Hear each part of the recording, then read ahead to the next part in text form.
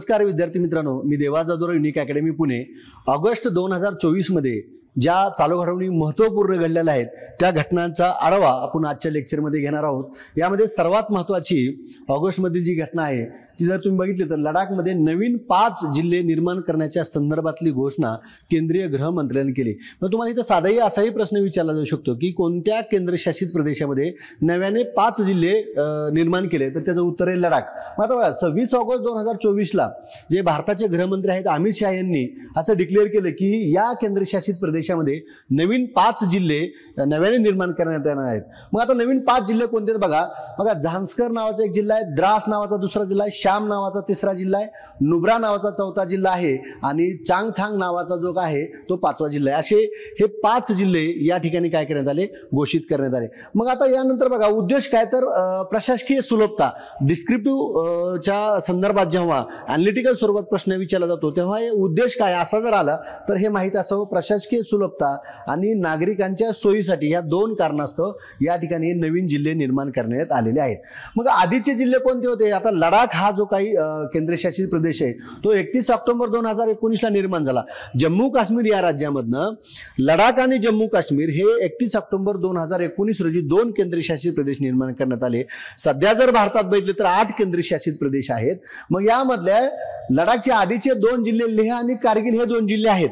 मग लडाख मधील एकूण जिल्ह्याची संख्या आता एकूण किती झाली असा जर प्रश्न विचारला तर त्याचं उत्तर आहे 7 आहे. म्हणजे पूर्वीचे 5 म्हणजे पूर्वीचे 2 आता नव्याने निर्माण झाले किती 5 असे एकूण किती जिल्हे झाले आता लडाखमध्ये 7 झाले. आणि लडाख या केंद्रशासित प्रदेशाची निर्मिती कधी तर 31 ऑक्टोबर 2019ला झाली. दादर नगर हवेली आणि दीव दमण हे पूर्वी 2 सेपरेट केंद्रशासित प्रदेश होते, परंतु 26 जानेवारी 2020ला हे दोन्हीचा एकच केंद्रशासित प्रदेश करण्यात आला. म्हणून या ठिकाणी एक लक्षात घ्या, केंद्रशासित प्रदेश संख्या सध्या भारतात किती असा प्रश्न आला तर त्याचं उत्तर किती असेल, 8 असेल. त्यानंतर बघा सगळ्यात महत्वाची घटना कोणती क्रिकेटच्या क्षेत्रातली, क्रीडा क्षेत्रातील, तर आंतरराष्ट्रीय क्रिकेट परिषदेचे अध्यक्षपदी Jay Shah, international cricket council ICCच्या अध्यक्षपदी जय शाह यांची निवड करण्यात आली. आता ही घटना अतिशय महत्वपूर्ण आहे. आता अतिशय महत्वपूर्ण IMP VIMP असे शब्द मी का वापरले त्याच्या मागचं कारण सांगतो.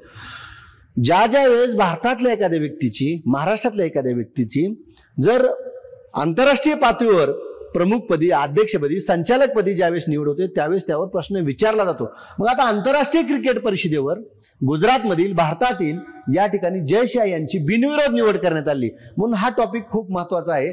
आणि आणखीन एक वेगळे रेकॉर्ड या आंतरराष्ट्रीय क्रिकेट परिषदेमध्ये झाले. ती ICCचे आतापर्यंतचे जे अध्यक्ष आहेत त्यामध्ये सर्वात तरुण अध्यक्ष 35व्या वर्षी जय शाह हे या आंतरराष्ट्रीय क्रिकेट परिषदेचे अध्यक्ष झाले आहेत. आता 1 डिसेंबर 2024 पासून ते अध्यक्षपद स्वीकारणार आहेत. जे पूर्वीचे न्यूझीलंडचे ग्रेग बार्कली जे होते अध्यक्ष सध्या आहेत, आता 30 नोव्हेंबरला त्यांचा कार्यकाल, 30 नोव्हेंबर 2024ला कार्यकाल संपतोय. 1 डिसेंबर पासून 2024 पासून ग्रेग बार्कली यांच्याकडून जय शाह काय करणार आहेत, कार्यभार स्वीकारणार आहेत. मग आता जय शाह हे 5वे भारतीय ठरलेत. आतापर्यंत भारताच्या किती व्यक्तीनं आंतरराष्ट्रीय क्रिकेट परिषदेचं अध्यक्षपद भूषवलं, तर 5 व्यक्ती आहेत की आतापर्यंत भारतीय आंतरराष्ट्रीय क्रिकेट परिषदेचे अध्यक्ष झालेत. बघा पहिली व्यक्ती आहे जगमोहन दालमिया 1997 ते 2000, शरद पवार आहे 2010 ते 2012, त्यानंतर N श्रीनिवासन 2014 ते 2015, शशांक मनोहर 2015 ते 2020 आणि आता जे 1 डिसेंबर 2024 पासून असतील जय शाह यांची या ठिकाणी काय करण्यात आली, निवड करण्यात आली. एकूण किती भारतीय, तर 5 भारतीय.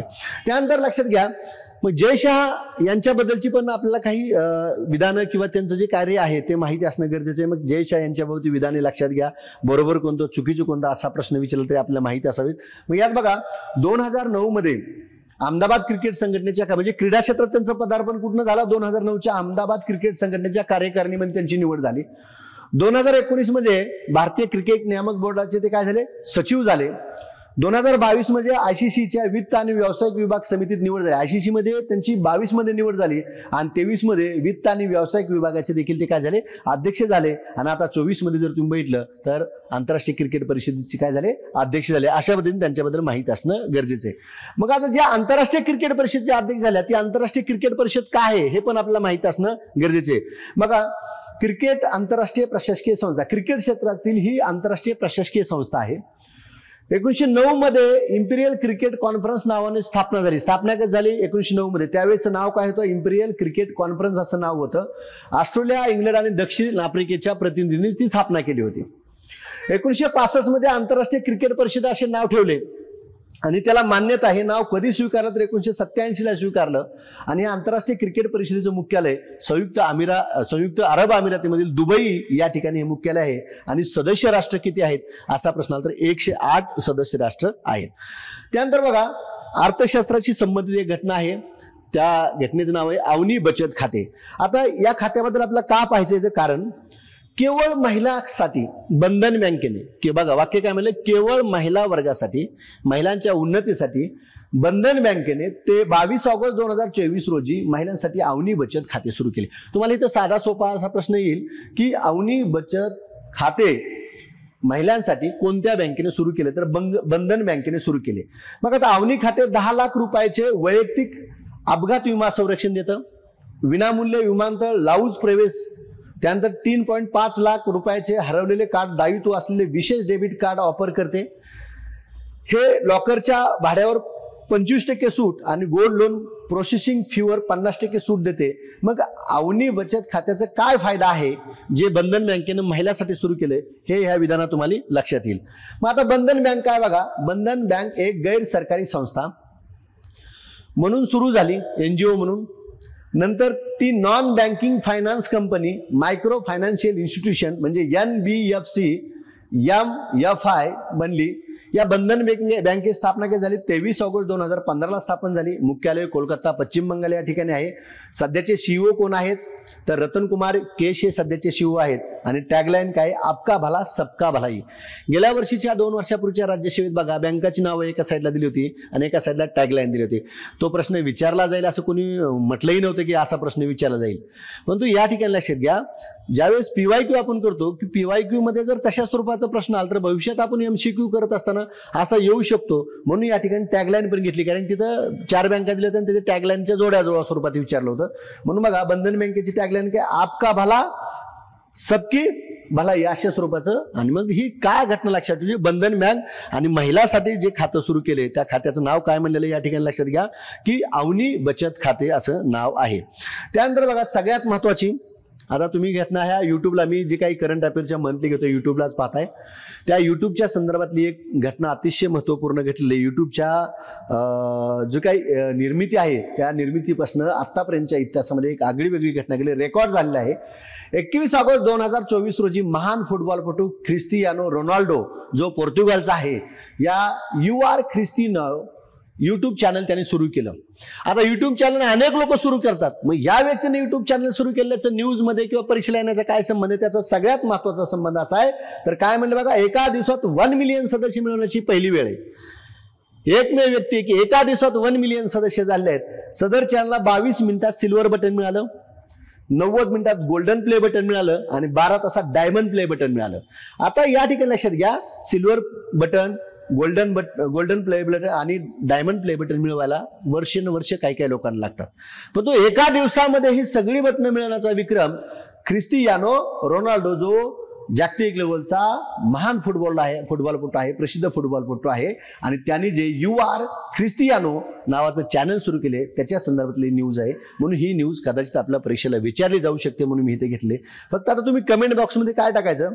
सिल्वर बटन किती सबस्क्राईब झाल्यावर मिळतं, गोल्डन बटन किती सबस्क्राईब झाल्यावर मिळतं आणि डायमंड बटन किती लोकांनी सबस्क्राईब मिळतं हे मात्र तुम्ही कमेंट बॉक्समध्ये टाका. त्यानंतरची पुढली घटना बघा, राष्ट्रपती द्रौपदी मुर्मू या 3 देशाचा त्यांनी परदेश दौरा केलेला आहे. ऑगस्ट 2024 मध्ये 3 देशाचे परदेश दौरे राष्ट्रपती द्रौपदी मुर्मू यांनी केले आहेत. मग 3 देश कोणते? तिमोर लेस्ट नावाचा देश आहे, न्यूझीलंड नावाचा दुसरा देश आहे आणि फिजी नावाचा तिसरा देश आहे. मग आता या ठिकाणी बघा, ह्या 3 देशामध्ये राष्ट्रपतींनी त्या प्रमुखाबरोबर, अध्यक्षाबरोबर, पंतप्रधानाबरोबर किंवा राष्ट्रपती बरोबर जे कोणी आहे तिथले द्विपक्षीय संबंध कसे सुधारता येतील या संदर्भात त्यांनी काय केलं? चर्चा केल्यात. मग आता तिमोर लेस्टच्या संदर्भात आपण पाहूया. बघा, या देशाचा सर्वोच्च नागरी पुरस्कार आपल्या भारताच्या राष्ट्रपतीला प्रदान करण्यात आला. कोणत्या देशाचा? तिमोर लेस्ट देशाचा. Grand collar of the order of Timor Leste. तुम्हाला इथे प्रश्न आहेत. तिमोर लेस्ट देशाचा सर्वोच्च नागरी पुरस्कार grand collar of the order हा खालीलपैकी कोणाला प्राप्त झाला? तर द्रौपदी मुर्मू यांना प्राप्त झाला. तिमोर लेस्टचे अध्यक्ष कोण आहेत? रामोस होर्टा नावाची व्यक्ती हे अध्यक्ष आहेत. येथे भारताचा दूतावास सुरू करण्यात येणार आहे. द्विपक्षीय चर्चेमधनं या ठिकाणी काय ठरलेलं आहे की भारताचा दूतावास तिमोर लेस्ट देशामध्ये चालू करण्यात येईल असं ठरलंय. म्हणजे जी काय पहिली भेट दिली ती तिमोर लेस्ट दिली. त्यानंतर न्यूझीलंड दिली. पंतप्रधान ख्रिस्तोफर लक्सन यांची त्यांनी भेट घेतली आणि ऑकलंडमध्ये भारताचा वाणिज्य दूतावास सुरू करण्याचा द्विपक्षीय चर्चेमधनं मार्ग निघालेला आहे. काय म्हणले? ऑकलंडमध्ये भारताचा वाणिज्य दूतावास सुरू करण्यात येणार आहे. त्यानंतर तिसरा देश आहे फिजी. आता जे काय अध्यक्ष आहेत विल्यम मालवालिनी काटोनिवर आणि पंतप्रधान सितिवेनी रुबेका यांच्याशी त्यांनी द्विपक्षीय चर्चा केली आणि फिजीचा सर्वोच्च नागरी सन्मान जो आहे champion of the order of Fiji हा राष्ट्रपती द्रौपदी मुर्मू यांना मिळाला. म्हणजे इथे एक लक्षात 3 देशाच्या दौऱ्यामध्ये तिमोर लेस्ट आणि फिजी, न्यूझीलंडचा नाही फिजीचा सर्वोच्च नागरी पुरस्कार या ठिकाणी राष्ट्रपती द्रौपदी मुर्मू यांना मिळाला. त्यामुळे हा भाग लक्षात ठेवायचा. फिजीमध्ये 100 खाटाच्या सुपर स्पेशालिस्ट कार्डिओलॉजी हॉस्पिटलसाठी प्रकल्पाची जागा वाटप करण्याच्या कागदपत्राचे औपचारिक सुपूर्त दोन्ही बाजूमध्ये झाले. म्हणजे द्विपक्षीय चर्चेमध्ये काय झालं, भेट कुणाची घेतली आणि काय निर्णय झाले याच्यावर प्रश्न विचारला तर ह्या बाबी आपल्याला माहीत असणं गरजेचं आहे. त्यानंतर तुम्ही जसं राष्ट्रपतीचा दौरा 3 देशात झाला तसा पंतप्रधानांनी पण या ठिकाणी युक्रेनचा आणि पोलंड देशाचा दौरा केला. आपण आधी युक्रेनचा पाहूया. मग बघा, नरेंद्र मोदी यांनी 23 ऑगस्ट 2024 रोजी युक्रेनचा परदेश दौरा केला.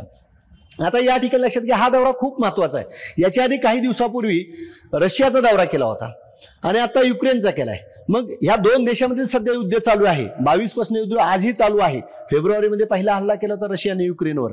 मग त्याच्यानंतर ज्या काय परीक्षा झाल्या त्या परीक्षेमध्ये युक्रेन आणि रशियाच्या युद्धावर बऱ्याच वेळेस प्रश्न विचारलेत. आंतरराष्ट्रीय लेवलचा हा अतिशय महत्वाचा मुद्दा आहे. आणि याच दरम्यान युक्रेनला पहिल्यांदा या ठिकाणी युक्रेन स्वतंत्र झाल्यानंतर भारताच्या पंतप्रधानांनी भेट दिली. बघा, या दौऱ्यात त्यांनी युक्रेनचे राष्ट्राध्यक्ष व्लोदिमीर झेलेन्स्की यांच्याशी द्विपक्षीय चर्चा केली.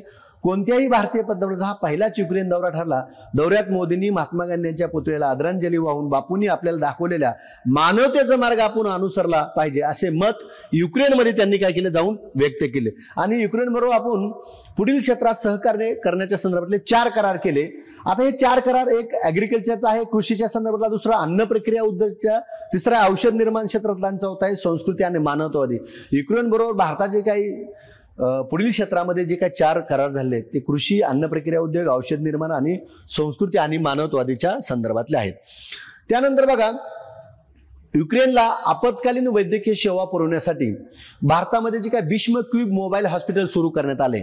बघा काय म्हणले, भीष्म क्यूब मोबाईल हॉस्पिटल हे फिरतं जे हॉस्पिटल आहे ती 4 हॉस्पिटल रुग्णालय देण्याचा भारताने निर्णय घेतलाय. आता क्यूब मोबाईल फिरत्या रुग्णालयाद्वारे 12 मिनिटात वैद्यकीय सेवा उपलब्ध करता येते. भीष्म क्यूब म्हणजे भारत हेल्थ इनिशिएटिव्ह फॉर सहयोग अँड मैत्री. भीष्म क्यूब म्हणजे वाहून नेता येण्याजोगे छोटे रुग्णालय. आता हे छोटे शब्द वापरला असला तरी एकाच वेळी 200 जखमीवर इथं काय करता येऊ शकतात, उपचार करता येऊ शकतात. हा भारतात प्रयोग सक्सेस झालाय. आणि त्यानंतर युक्रेनला गेल्यानंतर मोदीनं भीष्म क्यूब मोबाईल हॉस्पिटल जे काय फिरतो हॉस्पिटल आहे ते 4 रुग्णालय देण्याचा निर्णय या ठिकाणी जाहीर केलेला आहे. आता युक्रेनची राजधानी क्यू आहे. आता या क्यू मध्ये एक ऐतिहासिक पॅलेस आहे, त्याचं नाव आहे मॉरन्स्की पॅलेस. आता हे का घेतलंय तर इथंच त्यांचं स्वागत झालं. युक्रेनच्या राष्ट्राध्यक्षांनी या ठिकाणी स्वागत केलं. या मॉरन्स्की पॅलेसचा आणखीन एक सगळ्यात महत्वाचा जो काही संबंध आहे तो सांगण्यामागचं कारण, यशस राजामौली यांना त्यांच्या नाटू नाटू या गाण्याचा काय मिळाला होता, नाटू नाटू गाण्याला, ते RR चित्रपटातलं गाणं आहे, या गाण्याला ऑस्कर पुरस्कार मिळाला होता. आणि तो पुरस्कार, जो काय ऑस्कर पुरस्कार मिळाला, हे नाटू नाटू गाणे जे आहे ते मॉरन्स्की पॅलेसमध्ये क्यू मधल्या काय करण्यात आलं होतं, चित्रित करण्यात आलं होतं. आणि त्याच ठिकाणी या ठिकाणी ऐतिहासिक भेट नरेंद्र मोदी यांची झाली आहे. रशियाच्या युक्रेनवर सर्वप्रथम 24 फेब्रुवारी 2022 ला हल्ला केला. आजही 2 देशातील युद्ध चालू आहे, आजही चालू आहे असं वाक्य वापरलं. आणि युक्रेन देश स्वतंत्र झाला रशियामधनं 1991 ला झाला. मग बघा, 91 नंतर भेट देणारे पहिले पंतप्रधान जे आहेत ते नरेंद्र मोदी आहेत. आणि ज्या ठिकाणी स्वागत झालं मॉरन्स्की पॅलेस, तिथंच या ठिकाणी RR जे RRR 3 वेळेस RR आहे, यातलं नाटू नाटू गाण्याचं चित्रीकरण त्याच ठिकाणी झालेलं आहे. त्यानंतर नरेंद्र मोदीनं पोलंड दौरा. मग याच बघा 21 आणि 22 ऑगस्ट रोजी नरेंद्र मोदीनं पोलंड दौरा केला. पोलंडची राजधानी वार्सा येथे त्यांचे स्वागत करण्यात आले आणि भारत पोलंडच्या राजनैतिक संबंधाला 70 वर्षे पूर्ण झाल्यानिमित्त या ठिकाणी ते मोदी पोलंडला गेले होते. त्यांचा हा पहिलाच दौरा होता, परंतु यापूर्वी 1979ला बघा हे विधान महत्वाचं आहे, यापूर्वी 1979 मध्ये मोरारजी देसाई देखील पोलंडला जाऊन आले. पोलंडला जाणारे परदेश दौरा करणारे भारताचे नरेंद्र मोदी दुसरे पंतप्रधान ठरले आणि पहिले कोण आहेत? मोरारजी देसाई. वर्ष कुठलं? 1979. गेल्या 45 वर्षातील भारतीय पंतप्रधान पोलंड जाण्याची पहिलीच वेळ आहे. पोलंडचे अध्यक्ष कोण आहेत? अँड्रेज सेबास्टिन डुंडा नावाची व्यक्ती हे पोलंडचे अध्यक्ष आहेत. आता पोलंडचे पंतप्रधान कोण आहेत? डोनाल्ड टस्क नावाची व्यक्ती पोलंडचे पंतप्रधान आहेत. पोलंड हा देश मध्यवर्ती युरोपातील महत्वाचा आर्थिक भागीदार आहे. मोदी यांनी वळीवडे कोल्हापूर कॅम्पच्या समृद्ध स्थळावर पुष्पांजली अर्पण केली. कोल्हापूरच्या राजघराला अभिवादन म्हणून हे स्मारक उभारले आहे. दुसऱ्या महायुद्धात भयंकर उलथापालथीत निर्वासित झालेल्या पोलीस महिला व मुलांना आश्रय देण्यात कोल्हापूरचे राजघराणे आघाडीवर होते. त्याच्या समरणार्थ या ठिकाणी पोलंडमध्ये कोल्हापूर कॅम्पसचे समृद्ध स्थळ उभा करण्यात आलं आणि त्यावेळेस कोल्हापूरच्या राजघराण्यानं या लोकांना त्या दुसऱ्या महायुद्धामध्ये मदत केली होती आणि त्याच ठिकाणी यावेळेस मोदी गेल्यानंतर या समृद्धी स्थळावर त्यांनी पुष्पांजली अर्पण केली, म्हणून हा एक भाग माहिती असणं गरजेचं आहे. त्यानंतर आरोग्याच्या संदर्भातलं एक महत्वपूर्ण घटना आहे मंकी पॉक्स. हा जो काही आजार सध्या जगामध्ये आलेला आहे, तर या संदर्भात 14 ऑगस्ट 2024 रोजी जागतिक आरोग्य संघटनेने म्हणजे WHO ने या ठिकाणी जागतिक सार्वजनिक आरोग्य आणीबाणी जाहीर केली. आणीबाणी आपण राज्यघटनेत वाचत असतो, परंतु इथं आरोग्याच्या संदर्भातली जागतिक सार्वजनिक आरोग्य आणीबाणी 14 ऑगस्टला WHO ने जाहीर केली. आणि कोणत्या रोगाच्या संदर्भात, आजाराच्या संदर्भात जर म्हणलं तर मंकी पॉक्स, M-पॉक्स देखील म्हणलं जातं. या विषाणूने कांगो, केनिया, रवांडा आणि युगांडा या 10 आफ्रिकन देशामध्ये कहर केलाय. तो जगामध्ये पसरू शकतो. प्रतिबंधक काही उपाय म्हणून या ठिकाणी सार्वजनिक आरोग्य आणीबाणी जाहीर केले WHO न. मंकी पॉक्स हा देवीसारखा विषाणूजन्य आजार असून फ्लू सारखी लक्षणे आहेत. शरीरावर पू भरलेला जखमा, तुम्ही जर मंकी पॉक्सची चित्र बघितली असतील न्यूजपेपरला तर असा फोड आलेला असतो, पू आलेला असतो आणि पू भरलेल्या जखमा होतात. M-पॉक्स हा HM मंकी पॉक्स विषाणूमुळे होतो. हा एक संसर्गजन्य रोग आहे जो संक्रमित व्यक्ती किंवा प्राण्याच्या संपर्कात आल्याने होतो. मंकी पॉक्स आर्थोपॉक्स विषाणू कुटुंबातील आहे. कोणत्या कुटुंबातील आहे? तर आर्थोपॉक्स विषाणू कुटुंबातील आहे. आता या आजारावर कोणताही उपचार उपलब्ध नाही, मात्र यावर जिनोस आणि बावरियन नार्डिक लस प्रतिबंधक उपाय म्हणून वापरले. आता बघा, प्रतिबंधक उपाय म्हणून वापरली जाते. काय इथं शब्द वापरला का? प्रतिबंधात्मक उपाय म्हणून वापरली जाते. कोणती लस? जिनोस आणि बायरियन. या आजाराला आरोग्य आणीबाणी घोषित करण्याची 2 वर्षातील ही दुसरी वेळ आहे. याआधी पण ती केली होती 2 वर्षात मंकी पॉक्सला दुसऱ्यांदा. भारतातील सिरम इन्स्टिट्यूट मंकी पॉक्स लस बनविणार आहे, बनवलेली नाही, बनवणार आहे म्हणले. मग बघा, आतापर्यंत WHO ने 8 वेळा आरोग्य आणीबाणी जाहीर केली. किती वेळा? 8 वेळा आरोग्य आणीबाणी जाहीर केली. 26 एप्रिल 2009ला स्वाईन फ्लूच्या संदर्भात सर्वप्रथम, 5 मे 2014ला पोलिओच्या संदर्भात, वाईल्ड पोलिओच्या संदर्भात, 8 ऑगस्ट 2014ला इबोला विषाणूच्या संदर्भात, 1 फेब्रुवारी 2016ला झिका विषाणूच्या संदर्भात, त्यानंतर 29 जुलै 2019ला इबोला विषाणूच्या, परत एकदा इबोला विषाणू, 2दा झाला इबोला विषाणू 14 आणि 19ला, त्यानंतर 31 जानेवारी 2020ला कोरोनाच्या संदर्भात, त्यानंतर 23 जुलै 2022ला मंकी पॉक्सच्या संदर्भात आणि नंतर 14 ऑगस्ट 2024ला मंकी पॉक्सच्या संदर्भात. मग इथं काय म्हणजे 2 वर्षातली दुसरी वेळ म्हणण्यामागचं कारण, इथं 22ला पण आला होते मंकी पॉक्स, त्यावेळेस पण सार्वजनिक आरोग्य आणीबाणी जाहीर झाली आणि आता 24ला पण आलाय म्हणून इथं सार्वजनिक आरोग्य आणीबाणी जाहीर झाली. इबोला आणि मंकी पॉक्सच्या संदर्भात 2दा या ठिकाणी आरोग्य आणीबाणी जाहीर झाले. हा चार्ट कंपल्सरी पाठ करून जायचंच. याच्यावर एखादा दुसरा आपल्याला प्रश्न विचारला जाऊ शकतो. गेल्या वेळेस विद्यार्थी मित्रांनो मी असं सांगितलं होतं की परीक्षेला जाता जाता घ्यायचं का MCQ घ्यायचं, म्हणजे सराव प्रश्न घ्यायचे. मग बऱ्याच मुलांचे मतं वेगळी होती. प्रत्येकाने कमेंट बॉक्समध्ये पण टाकलं होतं सर MCQ पण घ्या आणि परीक्षेला जाता जाता पण घ्या. परंतु विद्यार्थी मित्रांनो या ठिकाणी लक्षात घ्या, व्हिडिओ 1 तासाचा आपल्याला बनवायचा असतो, जास्त बनवून उपयोग नाही. कारण चालू घडवून आपल्याला काय PhD करायचं नाही. हा विषय असतो 10 ते 15 मार्काला आणि परीक्षाभिमुख घटना तुमच्यासमोर सादर करणे हा एकमेव उद्देश त्याचा असतो. घ्यायचं म्हणजे तर काय, महिन्याच्या घटना माझ्याकडे 40-45 पानाच्या असतात, 3 तासाचा व्हिडिओ बनतो. परंतु घटनेमधली कोणती घटना उपयुक्त आहे हे समजणं म्हणजे परीक्षाभिमुख अभ्यास करणं. म्हणून मी या ठिकाणी फक्त परीक्षेला जाता जाता घेणार आहे, सराव प्रश्न घेणार नाही. सराव प्रश्नासाठी निश्चितच प्रत्येक महिन्याचे मी सराव प्रश्न तयार केले. आता मी ऑगस्टची फाईल पण तयार केली. तुम्हाला ऑगस्ट 2024च्या जर सराव प्रश्न चालू घडामोडीचे पाहिजे असतील, MCQ पाहिजे असतील तर बघा या ठिकाणी तुम्हाला मी नंबर सांगतो. मी ह्याच्यापूर्वी सांगितलं पण जे नवीन बघतात आजच पहिल्यांदाच बघतात त्यांच्यासाठी माझा हा स्वतःचा नंबर आहे 9359558186 या नंबरवर तुम्ही हाय करा. आणखीन एकदा सांगतो 9359558186 ह्या नंबरवर हाय करायचं. तुम्हाला व्हॉट्सअप चॅनलची लिंक मिळून जाईल आणि ऑगस्ट महिन्याचे सराव प्रश्न मिळून जातील. तुम्ही फक्त हाय करायचं, ह्या 2 फाईल तुम्हाला या ठिकाणी मिळून जातील. कारण की आता आपण बघतोय परत पाहणार होतो टेलिग्राम बंद होण्याची शक्यता आहे वगैरे वगैरे. ते बंद होऊ नाही होऊ नंतरचा विषय. त्याला ऑप्शन म्हणून आपण व्हॉट्सअप चॅनल सुरू केले, व्हॉट्सअप ग्रुप नाही व्हॉट्सअप चॅनल सुरू केले. या नंबरवर तुम्ही हाय केले की मी त्याची तुम्हाला लिंक पाठवेल किंवा चालू घडामोडी बाय देवाजवळ हे माझं टेलिग्राम चॅनल आहे ते सुद्धा तुम्ही जॉईन करू शकता. तुम्हाला ऑगस्टचे सराव प्रश्न पाहिजे असतील तर या व्हॉट्सअप नंबरवर तुम्ही हाय करा. पुढली घटना विद्यार्थी मित्रांनो, सोमिता विश्वास. बघा महाराष्ट्राच्या नवनियुक्त प्रधान मुख्य वनरक्षक म्हणजे वनबल प्रमुख म्हणून या ठिकाणी सोमिता विश्वास यांची निवड झाली. आजपर्यंतच्या 1 मे 1960 महाराष्ट्राची निर्मिती झाली. आजपर्यंतच्या इतिहासात महाराष्ट्राच्या वन विभागामध्ये कोणतीही महिला एवढ्या मोठ्या पदावर पोहोचल्या नव्हत्या. म्हणून ही घटना खूप महत्वाची. सोमिता विश्वास या पहिल्यांदा या ठिकाणी पोहोचल्या. नवनियुक्त प्रधान मुख्य वन संरक्षक म्हणून त्यांची निवड झाली. त्यानंतर बघा 1 ऑगस्ट 2024 पासून त्यांनी कार्यभार स्वीकारला. प्रधान मुख्य वन संरक्षक पदी नियुक्त होणाऱ्या त्या पहिल्या महिला अधिकारी ठरलेल्या आहेत. राज्य व केंद्रीय स्तरावरती अत्यंत महत्वाच्या विविध पदावरती त्यांनी काम केले आहे. प्रशासन क्षमतेने चालण्याचा प्रदीर्घ अनुभव त्यांच्या पाठीमागे आहे. सोमिता विश्वास या 1988च्या बॅचच्या महाराष्ट्र राज्यातील उत्कृष्ट कामगिरी करणाऱ्या भारतीय वन सेवेतील वरिष्ठ अधिकारी आहेत. आता याचबरोबर आता ह्या सोमिता विश्वास पहिल्या महिला वनबल प्रमुख आहेत. त्याच धर्तीवर तुम्ही याच्यापूर्वीच्या लेक्चरमध्ये पण सांगितले पण तो भाग आला म्हणून सांगतो. तर पहिल्या महिला पोलीस महासंचालक रश्मी शुक्ला 24 मध्ये ही घटना घडली. आणि पहिल्या महिला व सध्याच्या मुख्य सचिव महाराष्ट्रात देखील कोण आहेत? सुजाता सोनिक. म्हणजे सुजाता सोनिक, रश्मी शुक्ला आणि सोमिता विश्वास या 3 महिलांपैकी एका तरी महिलेवर आपल्याला कदाचित प्रश्न विचारला जाऊ शकतो. परत एकदा मी तुम्हाला सांगतो जे नव्याने बघतात व्हिडिओ त्यांच्यासाठी, आता बरेच मुलं आपल्या व्हिडिओला 1-1 लाख 2-2 लाख व्ह्यूज आहेत. अनेक मुलं नव्याने बघतात, जुने पण मुलं भरपूर बघतात.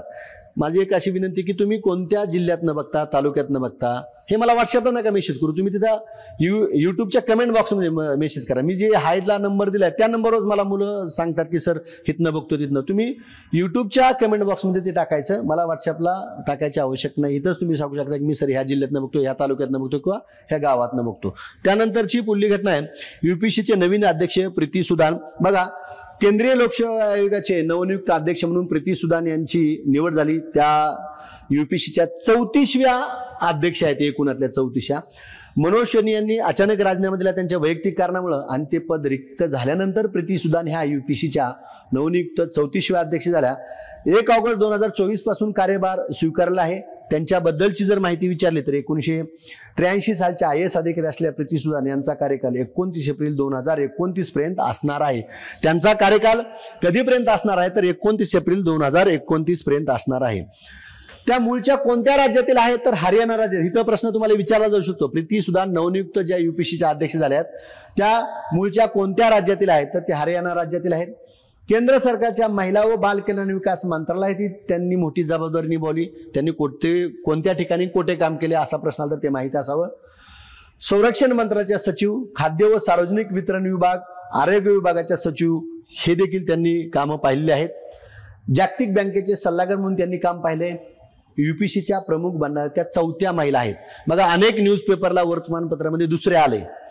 मला मुलांनी सुद्धा टेलिग्रामवर व्हॉट्सअपवर सांगितले सर तुम्ही एका टेस्टमध्ये 4थ्या उत्तर दिले, पेपरला तर दुसरं आलंय. परंतु ऑथेंटिक उत्तर UPSCचे त्या 4थ्या महिला अध्यक्षाच आहेत. पहिल्या आहेत RM बॅतू 1992, रजनी राजदन 2014, अलका शिरोई 2016 आणि प्रीती सुदान 2024. तेच ऑथेंटिक आहे.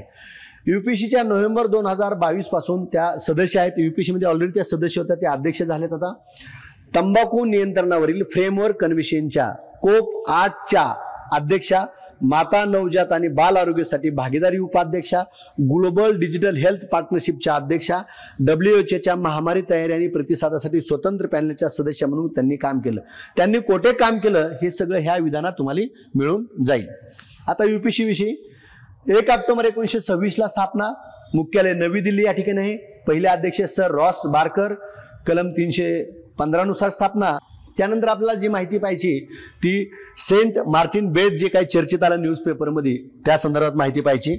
हे वर्तमानपत्रामध्ये कोणत्या कारणामुळे चर्चेत आलं आणि आपल्याला ते परीक्षेला का विचारला जाऊ शकतं हा भाग पाहायचा आपल्याला. बघा, जर आपण सेंट मार्टिन बेट अमेरिकेला दिले असते तर मी सत्तेत कायम राहू शकले असते असा दावा शेख हसीना यांनी केल्यामुळे हे बेट चर्चेत आले. बघा, बांगलादेशमधली अराजकता, बरोबर आहे, आणि त्या अराजकतेमध्ये तुम्ही बघितलं असेल आंदोलन झालं, आंदोलनामधनं या ठिकाणी पंतप्रधानाला राजीनामा द्यावा लागला आणि देश सोडावा लागला. आणि त्यानंतर त्यांनी देश सोडल्यानंतर एक स्टेटमेंट केलं होतं की आपण जर सेंट मार्टिन बेट अमेरिकेला दिलं असतं तर या ठिकाणी हा वाद झाला नसता किंवा मी पंतप्रधान पदावरून पायउतार झाले नसते, म्हणून परत हे बेट चर्चेत आलं. मग बघा, 1971 साली बांगलादेश अस्तित्वात आल्यापासून सेंट मार्टिन बेटाचे बांगलादेशच्या राजकारणावर वर्चस्व आहे. सेंट मार्टिन बेट बंगालच्या उपसागराच्या ईशान्य भागात म्यानमार जवळील बांगलादेशातील सर्वात दक्षिणेकडील द्वीपकल्प कॉक्स बाजार टेक नॉफच्या टोकापासून सुमारे 9 किलोमीटर दक्षिणेस आहे. नारळाची झाडे मुबलक असणे त्याला नारिकल जजीरा असेही म्हटले जाते. दुसरं नाव काय आहे त्या सेंट मार्टिन बेटाला तर नारिकेल जिजिरा असे दुसरं नाव आहे. आणि आंतरराष्ट्रीय लेवलचे हे चर्चित असल्यामुळे हे बेट आपल्याला लक्षात ठेवावंच लागणार आहे. 3 चौरस किलोमीटर हे क्षेत्रफळ आहे. 3700 रहिवासी तिथे आहेत.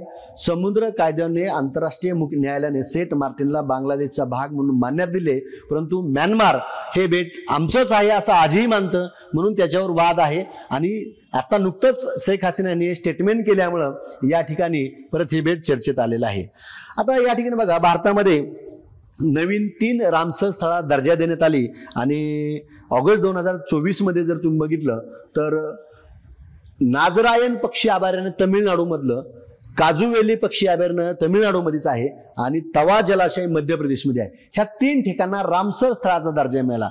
आता रामसर स्थळ म्हणजे बघा, पाणथळ प्रदेशाच्या संवर्धनासाठी या ठिकाणी रामसर करार करण्यात आलेला आहे.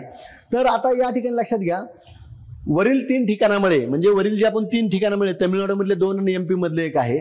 आता रामसर स्थळ भारतात एकूण किती झाली तर या ठिकाणी एक लक्षात द्या, भारतातली रामसर स्थळाची संख्या झाली 85 झाली. किती झाली? 85 झाली. आणि भारतात सर्वाधिक रामसर स्थळ कोणत्या राज्यात असा प्रश्न आला तर या ठिकाणी भारतामध्ये आहे. भारतामध्ये सर्वाधिक रामसर स्थळे तमिळनाडू राज्यात आहेत, 18 आहेत. किती आहेत? 18 आहेत. आणि आपल्या महाराष्ट्रातली 3 आहेत. ती कोणती 3 ठिकाणं आहेत ती कमेंट बॉक्समध्ये तुम्ही टाका. बघा, भारतात सर्वाधिक रामसर स्थळे तमिळनाडू राज्यात आहेत, 18 आहेत. पाणथळ प्रदेश संवर्धनासाठीचा रामसर करार आहे 2 फेब्रुवारी 1971 रोजी इराणमधील रामसर शहरात हा करार करण्यात आला, म्हणून या ठिकाणी त्याला रामसर दर्जा म्हटलं जातं. आणि 2 फेब्रुवारीला केल्यामुळं हा करार झाल्यामुळं 2 फेब्रुवारी हा आंतरराष्ट्रीय लेवलवर जागतिक पाणथळ दिन किंवा आंतरराष्ट्रीय पाणथळ दिन म्हणून साजरा केला जातो. त्यानंतर दुसरी एक प्रादेशिक घटना आहे, रेल्वेचा सर्वात मोठा बोगदा जो तो महाराष्ट्रात होणार आहे. रेल्वे मंत्री जे काही अश्विनी वैष्णव आहेत त्यांनी जालना ते जळगाव या प्रस्तावित रेल्वे मार्गावर देशातील सर्वात मोठा बोगदा रेल्वे मार्ग तयार केला जाणे अशी घोषणा केली. 174 किलोमीटरचा हा रेल्वे मार्ग आहे. रेल्वे मार्ग 174 किलोमीटरचा आहे, परंतु बोगदा जो आहे तो 23.5 किलोमीटरचा आहे, हे लक्षात घ्या. रेल्वे मार्ग 174 किलोमीटरचा आहे जालना ते जळगाव, परंतु रेल्वेचा बोगदा 23.5 किलोमीटरचा असणार आहे. अपेक्षित खर्च 7100 कोटी रुपये असणार आहे. जगप्रसिद्ध असलेल्या अजिंठा वेरूळचा हा रेल्वे मार्ग जोडला जाणार आहे. अजिंठा आणि वेरूळ हे जे काही ठिकाणं आहेत औरंगाबाद जिल्ह्यामध्ये, त्याला आपण आता छत्रपती संभाजीनगर नाव झाले, औरंगाबाद नाही, तर अजिंठा वेरूळ हा रेल्वे मार्ग जोडला जाणार आहे. 5 वर्षात पूर्ण करणे हे उद्दिष्ट असणार आहे. महाराष्ट्रातील जालना, छत्रपती संभाजीनगर व जळगाव हे जिल्हे रेल्वेने जोडले जाणार आहेत. त्यानंतर खडकवासला ते फुरसुंगीच्या दरम्यान महाराष्ट्राच्या मंत्रिमंडळामध्ये नव्यानं बोगदा निर्माण करण्यात येण्याच्या संदर्भातली घोषणा करण्यात आली. राज्य सरकारने त्यास मान्यता दिली आणि हा जो बोगदा असणार आहे तो 28 किलोमीटरचा असणार आहे, 3.90 मीटर उंची असणार आहे, 7.80 मीटर रुंदी असणार आहे, 1510 क्युसेक बोगद्याची क्षमता असणार आहे, 1.950 मीटर गोलाकार उंची असणार आहे आणि गुरुत्वाकर्षणाने सर्व पाणी यातनं काय करता येणार आहे, नेता येणार आहे. म्हणून या ठिकाणी बोगद्याची वैशिष्ट्ये खडकवासलाचे फुरसुंगी, तरतूद किती, उंची किती, लांबी किती, रुंदी किती, ह्या सगळ्या बाबी मी या ठिकाणी दिलेल्या आहेत, त्या व्यवस्थित बघून घ्या. या योजनेमुळे 2.18 TMC पाण्याची बचत होणार आहे. पूर्ण होण्याचा कालावधी 3 वर्ष असणार आहे. 2190 कोटी रुपयाची तरतूद केली मंत्रिमंडळाच्या बैठकीमध्ये. 2190 कोटी रुपये खर्च केला जाणार आहे. या प्रकल्पासाठी एशियन डेव्हलपमेंट बँक कर्ज देणार आहे. सहमती दर्शवली, आणखीन दिलेलं नाही परंतु सहमती दर्शवली. मग फायदा काय असणार आहे या बोगद्याचा? पुणे परिसरात सिंचन मुबलक होणार आहे. पिण्यासाठी अधिक पाणी उपलब्ध होणार आहे. सिंचनासाठी आणि बिगर सिंचनासाठी पाणी मिळणार आहे. आणि 3471 हेक्टर क्षेत्र सिंचनाखाली येणार आहे.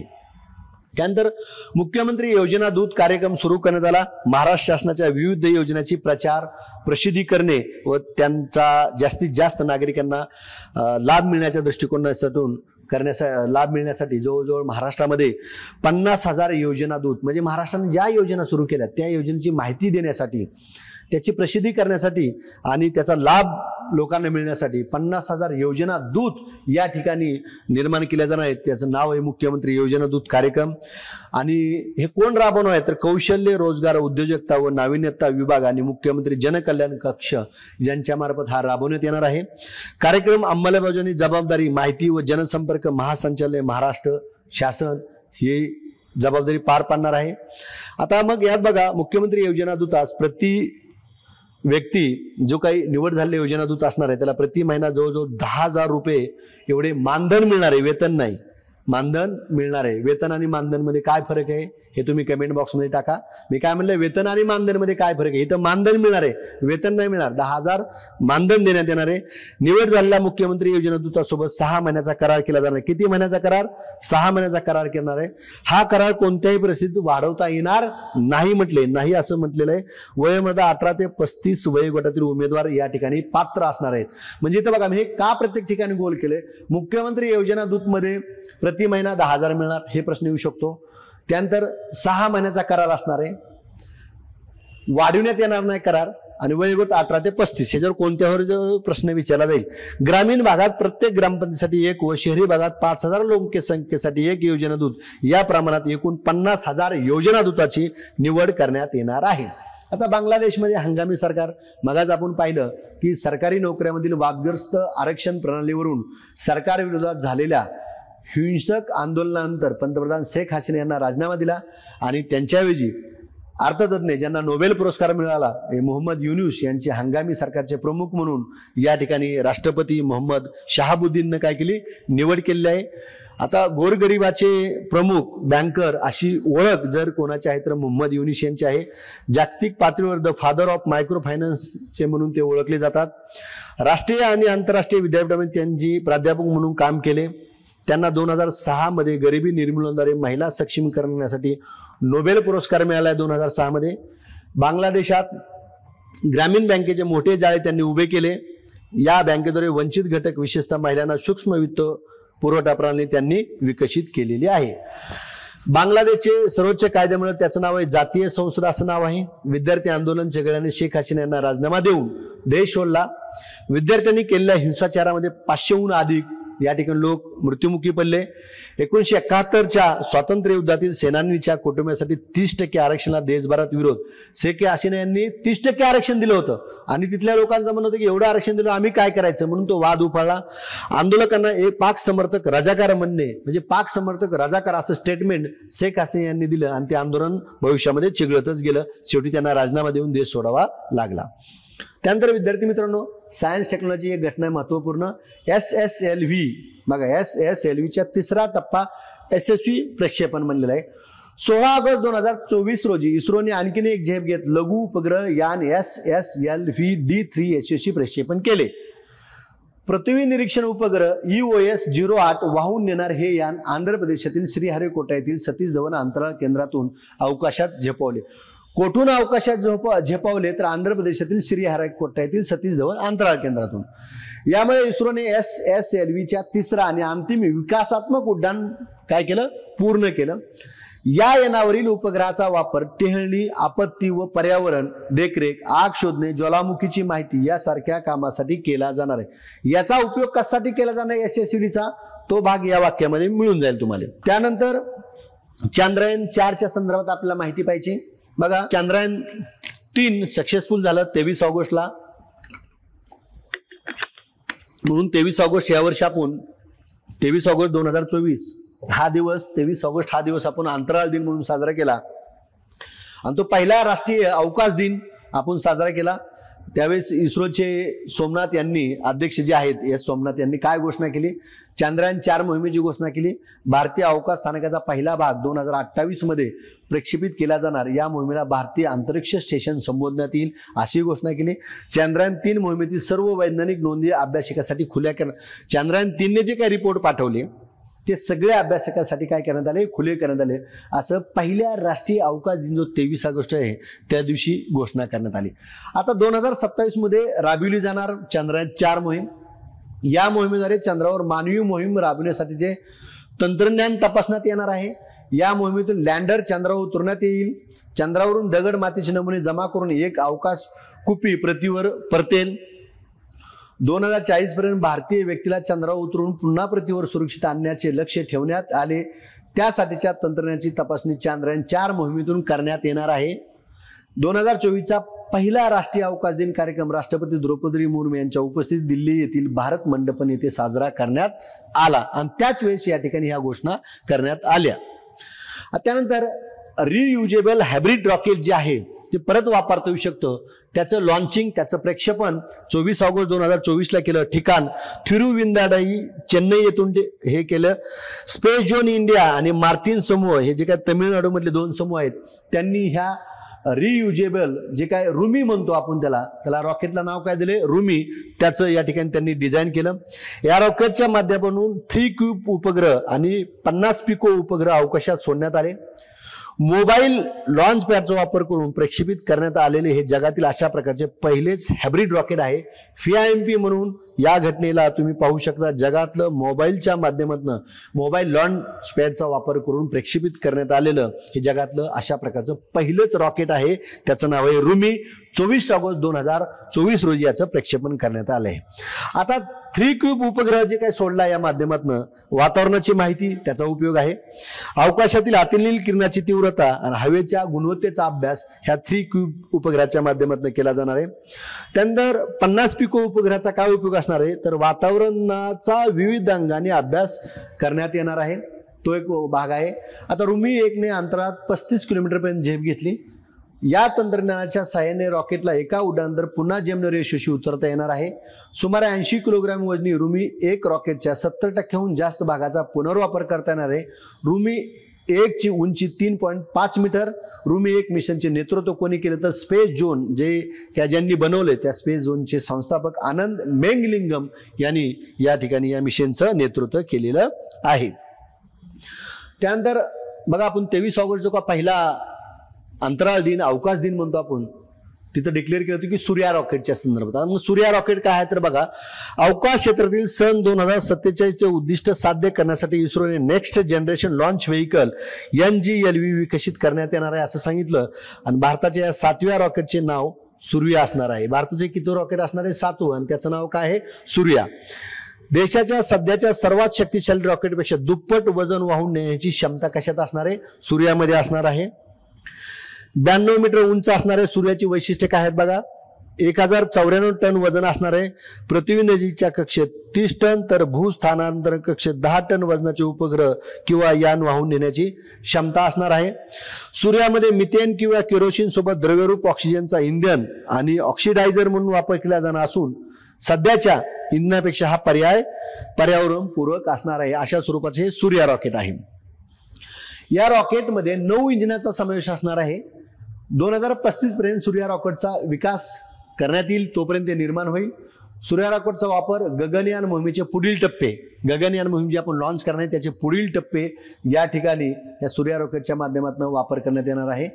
चंद्रावर मानवी मोहीम राबवण्यासाठी देखील वापर होणार आहे. आणि भारतीय अवकाश स्थानकाच्या निर्मिती जी काय आपण करणार आहे त्याच्या संदर्भात देखील या ठिकाणी सूर्या रॉकेटचा वापर करण्यात येणार आहे. त्यानंतर पहिला विज्ञान रत्न जो काही पुरस्कार आहे गोविंद राज या ठिकाणी पद्मनाभन यांना मिळाला आहे आणि तो पहिला आहे. बघा काय म्हटलंय, पहिला विज्ञान रत्न पुरस्कार मिळाला आहे. विज्ञान क्षेत्रातील हा सर्वोच्च असणार आहे, ज्याची सुरुवात 2024 पासून झालेली आहे. आणि या ठिकाणी पहिलाच पुरस्कार प्रख्यात बायोकेमिस्ट गोविंदराजन पद्मनाभन यांची निवड करण्यात आली. ते कोण आहेत? तर जैव रसायनशास्त्रज्ञ आणि जैव तंत्रज्ञ आहेत. बेंगळूरच्या इंडियन इन्स्टिट्यूट ऑफ सायन्सचे माजी संचालक आहेत. त्यांना यापूर्वी शांतीस्वरूप भटनागर पुरस्कार 83 ला मिळालाय, पद्मश्री 1991 ला मिळालाय, पद्मभूषण 2003 ला मिळालाय. सेंट्रल युनिव्हर्सिटी ऑफ तमिळनाडूचे ते कुलपती होते. 23 ऑगस्ट 2024 रोजी पहिल्या राष्ट्रीय अवकाश दिनाच्या निमित्ताने सदर पुरस्काराचे वितरण करण्यात आले. 23 ऑगस्ट 2023 ला भारताचे विक्रम लँडर यशस्वीपणे चंद्राच्या दक्षिण ध्रुवाजवळ उतरणारा पहिला देश आहे भारत. त्यामुळे 23 ऑगस्ट हा दिवस आपण राष्ट्रीय अवकाश दिन साजरा करतो. विविध 13 क्षेत्रातील शास्त्रज्ञांना विज्ञान रत्न, विज्ञान श्री, शांतीस्वरूप भटनागर, विज्ञान युवा आणि विज्ञान टीम अशा 4 प्रकारात अधिक 56 पुरस्कार देण्यात आले. या पुरस्कारासाठी देशभरातील 33 शास्त्रांची निवड झालेली आहे. आता त्या 33 शास्त्रांची नावं लक्षात ठेवची गरज नाही, फक्त पहिला विज्ञानानंतर तुम्ही लक्षात ठेवू शकता. शांतीस्वरूप विज्ञान युवा पुरस्कार 33 जणांना, विज्ञान श्री पुरस्कार 13 जणांना, विज्ञान टीम पुरस्कार 1 जण, इस्रोच्या टीमला या ठिकाणी चांद्रयानचं जे काय आहे त्याच्या टीमला मिळाला आहे, आणि विज्ञान रत्न पुरस्कार 1 जणाला मिळालेला आहे. आता विज्ञान टीम पुरस्कार जो मिळाला, चांद्रयान 3 जी काय मोहीम आहे त्या मोहिमेचे जे सगळे प्रमुख होते किंवा पदाधिकारी होते त्यांना तो मिळालाय. शांतीस्वरूप विज्ञान युवा पुरस्कारामध्ये महाराष्ट्रातील प्राध्यापक रॉक्सी कोल आणि बघा हे 2 नावं लक्षात ठेवा, रॉक्सी कोल आणि प्राध्यापक विवेक पोल शेट्टीवर यांचा समावेश आहे शांतीस्वरूप युवामध्ये. आणि विज्ञान श्री पुरस्कारामध्ये महाराष्ट्रातील प्राध्यापक जयंत उदगावकर यांचा समावेश आहे. ह्या ज्या काही बाबी आहेत या तिन्ही बाबी IMP आहेत. ह्या तिन्ही बाबी तुम्ही लक्षात ठेवणं गरजेचे आहे. आपले याच्या आधी जे काय म्हणले मी तुम्हाला, हे 33 त्यानंतर 13 हे काही लक्षात ठेवायची आवश्यक नाही, पण त्यातले जे महाराष्ट्रातील आहेत, शांतीस्वरूप विज्ञान युवामध्ये 2 आहेत महाराष्ट्रातील, रॉक्सी कोल आणि विवेक पोल शेट्टीवर, आणि विज्ञान श्रीमध्ये प्राध्यापक जयंत उदगावकर आहेत. त्यानंतर बघा महाराष्ट्र राज्य चित्रपट पुरस्काराची घोषणा करण्यात आली, ऑगस्टमध्ये घोषणा करण्यात आली. पुरस्काराचं वर्ष 23 आहे आणि महाराष्ट्राच्या सांस्कृतिक कार्य विभागामार्फत या ठिकाणी या पुरस्काराची घोषणा करण्यात आली. मग आता याच्यात बघा मी 4 स्वरूपात दिले जेणेकरून तुमच्या ते जास्त लक्षात येईल प्रभावीपणे, म्हणून 4 स्वरूपात टाकलेला आहे. पहिला पुरस्कार आहे फी शांताराम जीवन गौरव पुरस्कार, जो शिवाजी साठे यांना मिळाला, त्याचं स्वरूप 10 लाख आहे. दुसरा आहे राज कपूर जीवन गौरव पुरस्कार, आशा पारेख 10 लाख रुपये. फी शांताराम विशेष योगदान, आता या दोन्हीतला फरक बघा, इथं व्ही शांताराम जीवन गौरव आहे आणि इथं फी शांताराम विशेष योगदान आहे. जीवन गौरव हा शब्द नाही, फी शांताराम विशेष योगदान दिग्पाल लांजेकर यांना मिळाला 6 लाख रुपये. आणि राज कपूर विशेष योगदान पुरस्कार एन चंद्र यांना मिळाला, त्याचा देखील 6 लाख स्वरूप आहे. आता सगळ्यात महत्वाचा आणि MPSCचा आवडता प्रश्न, आजपर्यंतच्या राज्यसेवेला बऱ्याच वेळेस MPSC मध्ये यावर प्रश्न विचारला, राज्यसेवा असेल, कंबाईन असेल, इतर कुठल्याही परीक्षा असेल, यावर प्रश्न विचारला जातो, तो म्हणजे राष्ट्रीय चित्रपट पुरस्कार 2022. आता तुम्ही म्हणाल सर 2024 चालू आहे, पुरस्काराचं वर्ष 22 कसं काय? बघा पुरस्कार जाहीर झाला ऑगस्ट 2024 मध्ये, पण पुरस्काराचं वर्ष आहे 2022 हे लक्षात घ्या. कारण की एकदा असा फिरून प्रश्न आला होता, पुरस्काराचं वर्ष कोणतं? मग मुलं म्हणतात ज्या वर्षी आपण परीक्षा देतो तेच वर्ष असू शकतं, परंतु इथे एक लक्षात घ्या, पुरस्कार 24 ला जाहीर झाला, पुरस्काराचं वर्ष 22 आहे, पुरस्काराचा क्रमांक किती आहे? या वर्षीचा 70वा क्रमांक आहे. परीक्षक मंडळ, राष्ट्रीय चित्रपट पुरस्कारामधलं परीक्षक मंडळ बघा, नील पांडा नॉन फीचरचे परीक्षक होते, राहुल खैल फीचर चित्रपटाचे परीक्षक होते, आणि गंगाधर मुदलियार हे लेखन 0चे परीक्षक होते. मग आता याच्यामध्ये बघा सर्वोत्कृष्ट चित्रपट ठरला अट्टम द प्ले, मल्याळी चित्रपट. बघा काय म्हणलं, आपल्या राज्यात अधिकृत 22 भाषेत, या 22 भाषेतला सर्वोत्कृष्ट चित्रपट अट्टम द प्ले ठरला मल्याळी चित्रपट आहे. कोणत्या भाषेतला आहे असा प्रश्न तर मल्याळी भाषेतला आहे. सर्वोत्कृष्ट दिग्दर्शक ठरले सूरज बडजात्या उंचाई नावाचा चित्रपट. सर्वोत्कृष्ट अभिनेता ऋषभ शेट्टी कातारा नावाचा सिनेमा. त्यानंतर सर्वोत्कृष्ट अभिनेत्री नित्या मेनन थिरुचित्रबलम हा चित्रपट आहे, आणि मानसी पारेख कच्चे एक्सप्रेस. म्हणजे सर्वोत्कृष्ट अभिनेत्रीचा पुरस्कार विभागून देण्यात आला नित्या मेनन आणि मानसी पारेखला. सर्वोत्कृष्ट मराठी चित्रपट हा महत्वासाठी मुद्दा आहे, सर्वोत्कृष्ट मराठी चित्रपट वाळवी ठरला. मग सर्वोत्कृष्ट चित्रपट आणि त्या भाषेतला सर्वोत्कृष्ट, सगळ्या भाषेतला म्हणजे 22 भाषेतला सर्वोत्कृष्ट कुठला ठरलेला आहे? Attam the play. आणि मराठी भाषेतला कुठला ठरलाय? वाळवी. त्यामुळे हा एक लक्षात घ्या. सर्वोत्कृष्ट हिंदी चित्रपट गुलमोहर, सर्वोत्कृष्ट लोकप्रिय चित्रपट कातारा. अट्टम चित्रपटाला एकूण 3 पुरस्कार मिळाले, आणि अट्टमचे दिग्दर्शक कोण आहेत असा जर प्रश्न आला, हे मल्याळम चित्रपटाचे आनंद एकरेशी हे दिग्दर्शक आहेत. सर्वोत्कृष्ट चित्रपट, सर्वोत्कृष्ट संकलन आणि सर्वोत्कृष्ट पटकथा असे 3 पुरस्कार अट्टम या चित्रपटाला या ठिकाणी मिळालेले आहेत. मग आता राष्ट्रीय चित्रपट पुरस्कार सोहळा जो काय पार पडला याच्यामध्ये मराठीतल्या किती चित्रपटाला काय पुरस्कार मिळाले हा भाग अतिशय महत्वाचा आहे. मग हा भाग लक्षात घ्या. सर्वोत्कृष्ट मराठी चित्रपट वाळवी ठरला, दिग्दर्शक कोण आहेत? परेश मोकाशी. सर्वोत्कृष्ट ऐतिहासिक संकलन आणखी एक मोहनजोदारो, दिग्दर्शक अशोक राणे. सर्वोत्कृष्ट माहितीपट, सर्वोत्कृष्ट नॅरेशन, व्हॉइस ओव्हर हे तिन्ही पुरस्कार मर्मर्स ऑफ द जंगल म्हणजेच आदी गुंजन या चित्रपटाला मिळाले. म्हणजे या ठिकाणी बघा हे आपला राष्ट्रीय चित्रपट पुरस्कार जो 22 आहे जो 24 मध्ये डिक्लेअर झालाय याच्यामध्ये सर्वोत्कृष्ट मराठी चित्रपट वाळवी, ऐतिहासिक संकलन आणखीन एक मोहनजोदरो आणि माहितीपट, नॅरेशन आणि voice over murmurs of the jungle आदी गुंजन यांना मिळालेला आहे. सर्वोत्कृष्ट आर्ट कल्चर फिल्म वारसा, दिग्दर्शक सचिन सूर्यवंशी असे 4 चित्रपट मराठी ठरले की ज्यांना या राष्ट्रीय चित्रपटामध्ये पुरस्कार देऊन गौरवण्यात आलेलं आहे. आता बघा महाराष्ट्र शासनाचे सांस्कृतिक विभागाचे पुरस्कार देखील डिक्लेअर झालेत. मग यामध्ये जीवनगौरव पुरस्काराचं जे काय आहे स्वरूप जे आहे ते 10 लाख रुपये आहे. जीवनगौरव इथं आपण म्हणू शकतो. आणि राज्य सांस्कृतिक पुरस्काराचं स्वरूप जे आहे ते 3 लाख रुपये आहे. मग आता पुरस्काराचं नाव आणि मी प्राप्त व्यक्तीचं नाव इथं प्रश्न विचारते तसाच विचारला जाईल. गान सन्मानी लता मंगेशकर पुरस्कार जो मिळाला तो मिळाला हे 24चे पुरस्कार लक्षात घ्या अनुराधा पौडवाले यांना मिळाला. पंडित भीमसेन जोशी संगीत जीवनगौरव पुरस्कार आरती अंकलीकर टेकेकर यांना मिळाला. नटवरे प्रभाकर पणशीकर रंगभूमी जीवनगौरव पुरस्कार प्रकाश बुद्धिसागर यांना मिळाला. अण्णासाहेब किर्लोस्कर संगीत रंगभूमी जीवनगौरव शुभदा दादरकर यांना मिळाला. ज्ञानोबा तुकाराम पुरस्कार संजय महाराज पाचपोर यांना मिळालाय. आणि तमाशा सम्राज्ञी विटाबाई नारायणगावकर जीवनगौरव पुरस्कार जनार्दन वायदांडे यांना मिळालाय. ह्या चार्ट मधला कोणताही एक पुरस्कार तुम्हाला विचारला जाऊ शकतो. क्लिअर झालं तर हा चार्ट पाठ करून जायचा. त्यानंतर बघा यामिनी कृष्णमूर्ती यांचं वयाच्या 83 वर्षी 3 ऑगस्ट 2024 निधन झालं. देशातील त्या प्रसिद्ध भरतनाट्यम कलाकार आहेत. वयाच्या 17व्या वर्षी त्यांनी भरतनाट्यमध्ये पदार्पण केलं. त्या मूळच्या आंध्र प्रदेशमधील चित्तूर जिल्ह्यातील मदनपल्ली या गावच्या आहेत यामिनी कृष्णमूर्ती. त्यांना पद्मश्री 68 प्राप्त झाला, पद्मभूषण 2001 प्राप्त झाला, पद्मविभूषण 2016 प्राप्त झाला आणि संगीत नाटक अकादमीचा पुरस्कार देखील 1977 प्राप्त झालेला आहे यामिनी कृष्णमूर्ती यांना. त्यांचं आत्मचरित्र जे काही प्रसिद्ध आहे ते पॅशन फॉर डान्स नावाचं आत्मचरित्र आहे. कदाचित त्याच्यावर प्रश्न येईल म्हणून हे मी बोल्ड केलेलं आहे. भरतनाट्यम, कुचिपुडी आणि ओडिशी अशा तिन्ही नृत्य प्रकारावर त्यांचं प्रभुत्व होतं. तिरुमला तिरुपती देवस्थानचे आस्थाना नर्तकी म्हणजे निवासी नर्तकी होण्याचा मान त्यांना मिळाला होता. त्यांनी दिल्ली येथे नृत्य कौस्तुभ या नृत्य प्रशिक्षण संस्थेद्वारे अनेक भरतनाट्यम नर्तक घडवले. त्यांनी स्थापन केलेली नृत्य प्रशिक्षण संस्था कोणती तर नृत्य कौस्तुभ नावाची आहे. त्यानंतर के नटवर्षन यांचं देखील वयाच्या 83व्या वर्षी निधन झालं. ते माजी परराष्ट्र मंत्री आहेत, काँग्रेसचे माजी नेते. नटवर्षी अनेक दशकीय ते परराष्ट्र सेवेत काम केल्यानंतर राजकारणात प्रवेश केला. मूळचे ते राजस्थानचे आहेत. 1953 मध्ये त्यांनी परराष्ट्र सेवेत प्रवेश केला. ब्रिटनमध्ये उच्चायुक्त, झांबियामध्ये उच्चायुक्त तर पाकिस्तानमध्ये भारतीय राजदूत म्हणून त्यांनी काम केलेलं आहे. माजी पंतप्रधान इंदिरा गांधीचे निकटवर्ती आहे. 84 त्यांनी परराष्ट्र सेवेचा राजीनामा दिला. बघा 53 ते इन झाले, 84 राजीनामा दिला. ऑल इंडिया इंदिरा काँग्रेस हा पक्ष देखील त्यांनी काही काल स्थापन केलेला होता. मनमोहन सिंग यांच्या पंतप्रधानांच्या पहिल्या कालखंडामध्ये 2004 मध्ये ते परराष्ट्र मंत्रीपद देण्यात आले होते आणि त्यांना 1984 पद्मभूषण हा पुरस्कार प्राप्त झालेला आहे. आता त्यांनी लिहिलेल्या पुस्तकावर यापूर्वी प्रश्न येऊन गेले आहेत. तो कोणतं पुस्तक होतं? One life is not in a प्रश्न आलेला आहे त्यांचं आत्मचरित्र ते. The legacy of Nehru a memorable tribute हे देखील पुस्तक लिहिलं आहे. आणि माय चायना डायरी 1956 ते 88 हे देखील पुस्तक आहे.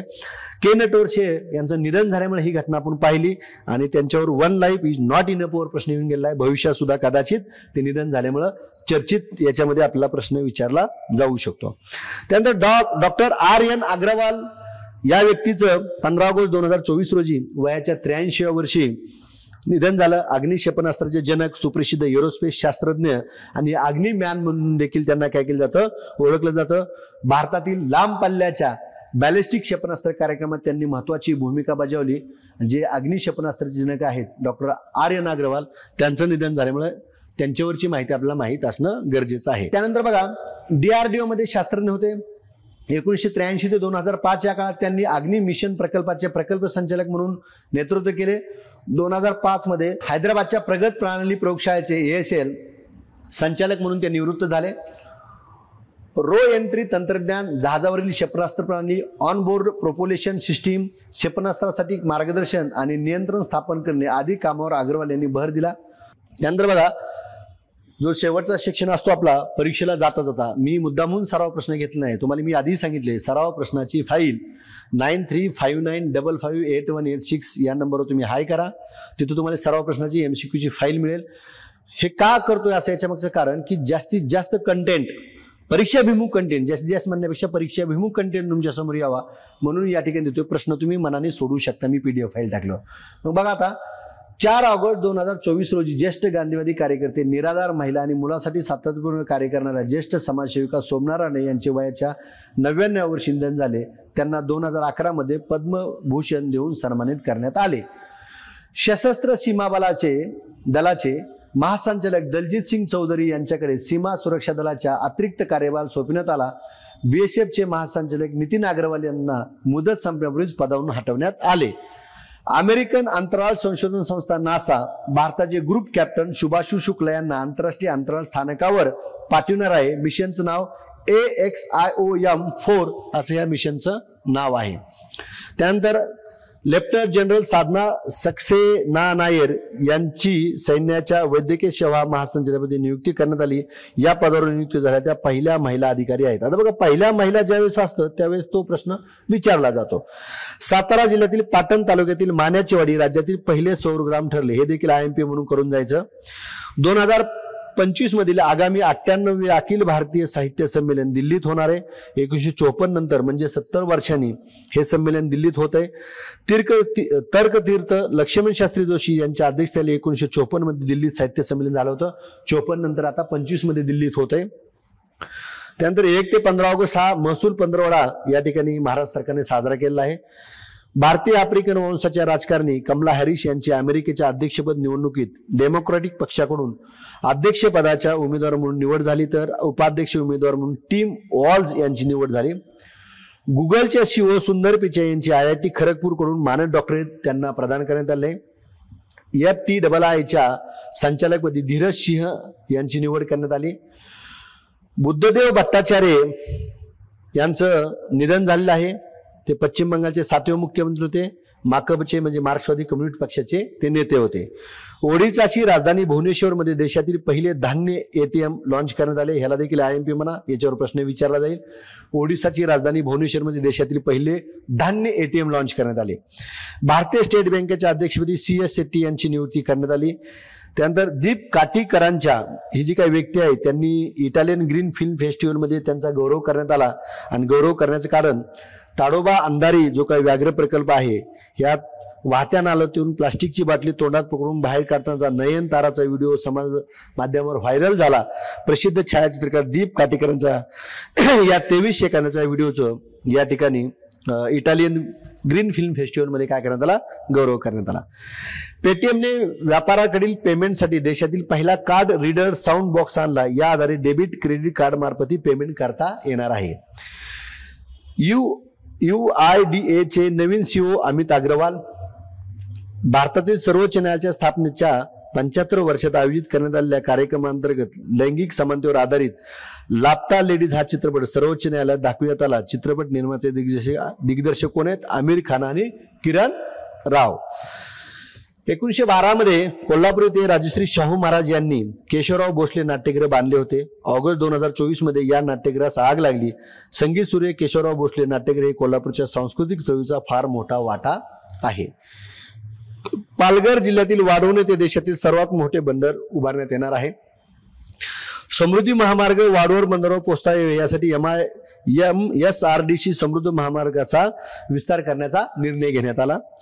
भारतीय हॉकी संघाची भिंत अशी ओळख असलेल्या हॉकी संघाचा गोलकीपर PR श्रीजेशची ज्युनियर हॉकी संघाच्या मुख्य प्रशिक्षक पदी काय करण्यात आली, निवड करण्यात आलेली आहे. विश्वास पाटील यांचे नुकतेच प्रकाशित झालेले पुस्तक Annabhau Sathe the upholder of the Dalit and women literature. Maharashtra राज्य गुजराती साहित्य अकादमीच्या वतीने सन 2023-24च्या कवी नर्मद मराठी साहित्य पुरस्कारासाठी बाबा भान तसेच कवी नर्मद गुजराती साहित्य पुरस्कार ईश्वरलाल परमनार यांना जाहीर करण्यात आला.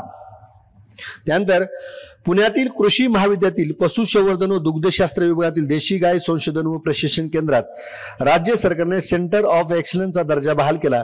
यामुळे देशी गायीसाठीचे देशातील पहिले सेंटर ऑफ एक्सलन्स संशोधन केंद्र ते ठरणार आहे. यासाठी राज्य सरकारने आता 71 कोटी रुपयाची काय केली तरतूद केलेली आहे. त्यानंतर कॅबिनेट सचिवपदी टी.व्ही. सोमनाथ यांची नियुक्ती करण्यात आली. 30 ऑगस्ट 2024 पासून ते 2 वर्षाचा कार्यकाळ असणार आहे. राजीव गौबा यांच्याकडून ते कार्यभार स्वीकारला आहे त्यांनी. कोल्हापुरातील वनस्पतींना अभ्यासकांना विसाळगडावर कंदील पुष्प प्रजातीचा शोध लागल्यामुळे तिचे नामकरण सेरोपेजिया शिवरायने असे केले. नवीन वनस्पतीला दिले शिवरायाचे नाव. कोणते नाव दिले तर सेरोपेजिया शिवरानी याला. कुठं आढळलं? विशाळगडावर. हे 2 मुद्दे महत्वाचे. इतिहासातील काकोरी ट्रेन घटनेला 9 ऑगस्ट 2024 रोजी 100 वर्ष पूर्ण झाली. स्वित्झर्लंडमध्ये आयोजित 77व्या लाकोर्नो चित्रपट महोत्सवात शाहरुख खान यास त्याच्या सिनेमातील योगदानाबद्दल प्रतिष्ठित पार्दो ॲला कॅरिरा पुरस्काराने सन्मानित करण्यात आले. या पुरस्काराने सन्मानित होणारा तो पहिला भारतीय. कुठला? पार्दो ॲला कॅरिरा पुरस्कार. आणि तो पहिला भारतीय. 12 ते 15 ऑगस्ट 2024 दरम्यान 10वा मित्र शक्ती युद्धावेळी श्रीलंका या ठिकाणी भारत आणि श्रीलंका यांच्या दरम्यान पार पडला. युद्ध सराव आपल्याला विचारले जातात. कालची 18 ऑगस्टच्या समाज कल्याणच्या परीक्षेत देखील युद्ध सराव विचारला होता. आंतरराष्ट्रीय ऑलिम्पिक समितीने ई स्पोर्टला जागतिक स्तरावर प्रोत्साहन देण्याच्या हेतूने पहिल्या ई स्पोर्ट्स ऑलिम्पिक खेळाचे आयोजन सौदी अरेबियाला देण्याचा निर्णय घेतलेला आहे. बघा, बांगलादेशातील अराजकतेच्या पार्श्वभूमीवर आंतरराष्ट्रीय क्रिकेट परिषदेने महिलाची T20 जी काही विश्वचषक स्पर्धा आहे ती बांगलादेश ऐवजी आता संयुक्त अरब अमिराती येथे घेण्याचा निर्णय घेतला आहे. ही स्पर्धा 3 ते 20 ऑक्टोबर 2024 दरम्यान होणार आहे. 9व्या क्रमांकाची स्पर्धा असणार आहे. 10 संघ सहभागी असणार आहेत. या स्पर्धेची सुरुवात 9ला झाली आणि सर्वाधिक वेळा विजेता संघ 6 वेळा कोणता आहे? ऑस्ट्रेलिया आहे. त्यानंतर बघा, आणखीन एक घटना घडली क्रीडा क्षेत्रात. सामोआ देशाचा डॅरियस फिशरने एकाच षटकामध्ये 39 धावा केल्यात. T20 विश्वचषकाच्या स्पर्धेसाठी सुरू असलेल्या आशिया पॅसिफिक क्षेत्र पात्रता फेरीत फिशरने वानुआतू संघाच्या, बघा कोणता संघ? वानुआतू संघाच्या ननिल निपोकला सलग 6 षटकार मारले आणि तिथं नो बॉल 3 टाकले होते, म्हणून धावा सर्वाधिक 39 झाल्या. लाडकी बहीण योजना जी काय त्याची माहिती आपण गेल्या महिन्याच्या व्हिडिओत पाहिलेली आहे. आणि त्याचे पैसे जे काय 1,500 रुपये देण्यात वाटप केले ते सुरू पण झाले आहेत.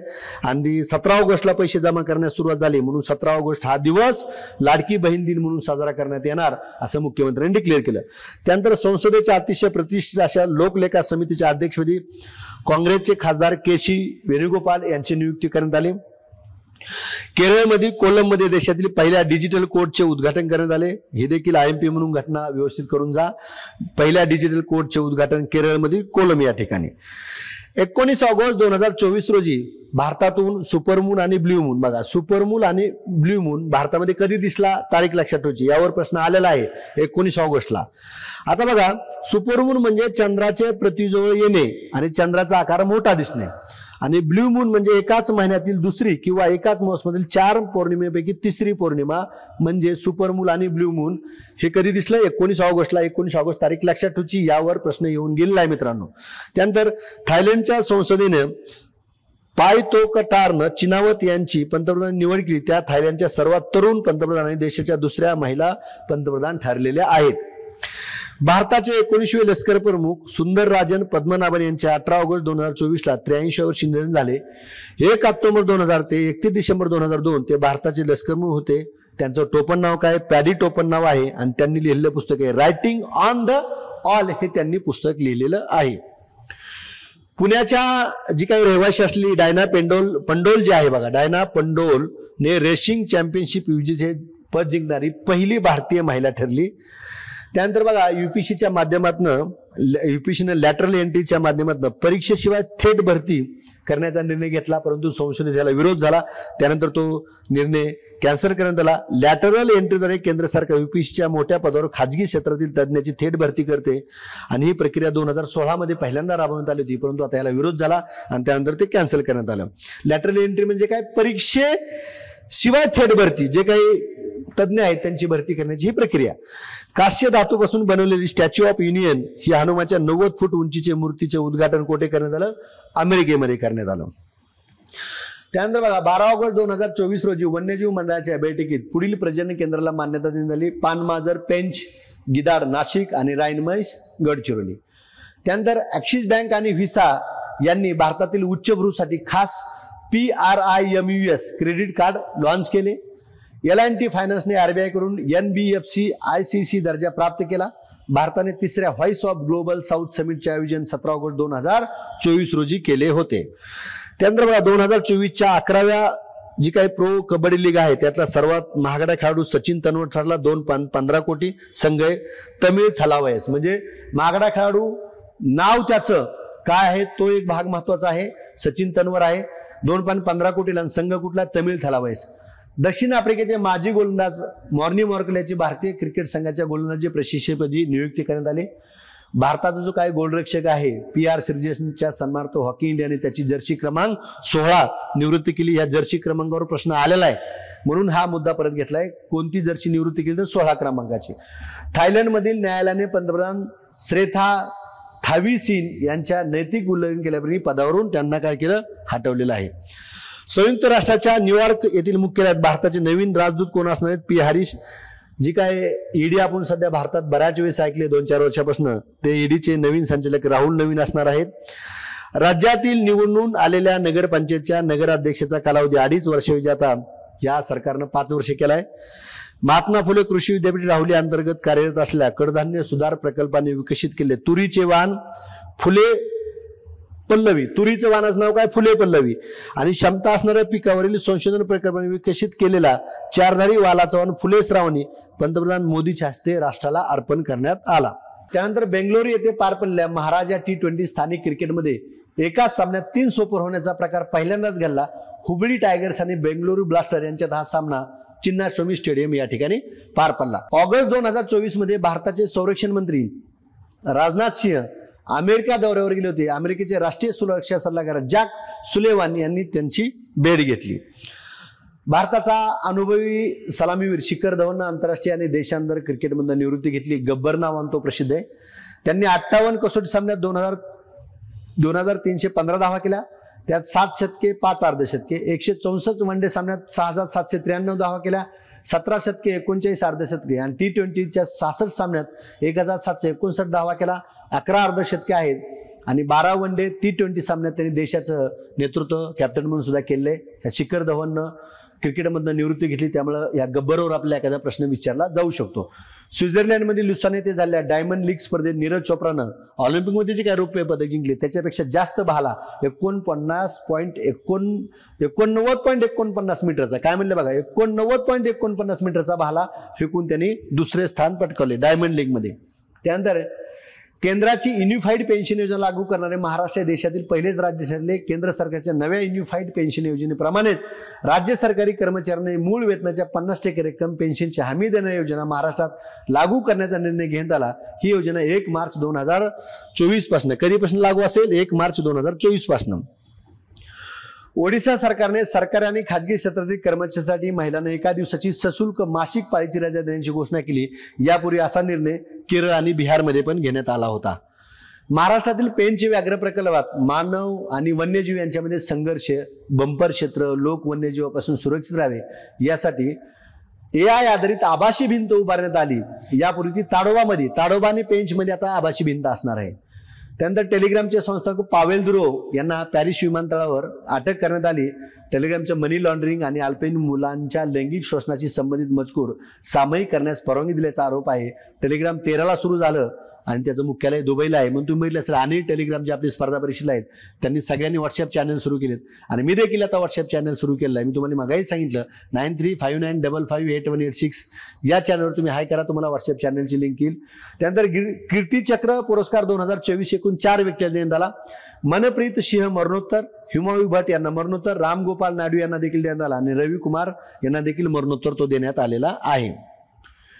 केंद्रीय शिक्षण मंत्रालयातर्फे 5 सप्टेंबरला जे काही राष्ट्रीय पुरस्कार देण्यात येतात त्यात आपल्या महाराष्ट्रातील 2 शिक्षकांचा समावेश आहे. यामध्ये कोल्हापूरचे सागर